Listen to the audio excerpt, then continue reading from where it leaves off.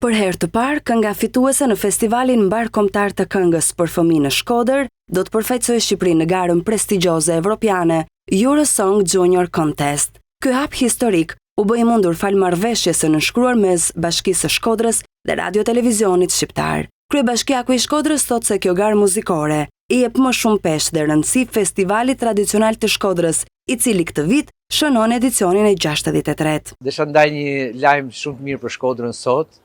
Kemi tashmë një marrëveshje me Radio Televizionin Shqiptar dhe me Eurosong për të pasur përfaqësinë tonë të festivalit fëmijëve të Shkodrës në Eurosong për fëmijë.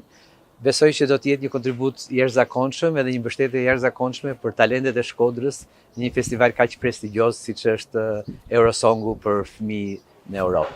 Skena e këtij festivali mbetet një ndër platformat unike për promovimin e krijimtarisë muzikore për fëmijë dhe zbulimin e talenteve të reja nga e gjithë Shqipëria edhe më gjerë, ndërkohë që aktualisht ky festival fiton një dimension të ri ndërkombëtar. Shkodra këtë vit ngjitet në skenën evropiane jo vetëm me muzikën për fëmijë, por edhe me përfaqësimin e Shkodra elektronike në Eurosong për të rritur, duke përfaqësuar Shkodrën dhe Shqipërinë në këtë event ndërkombëtar.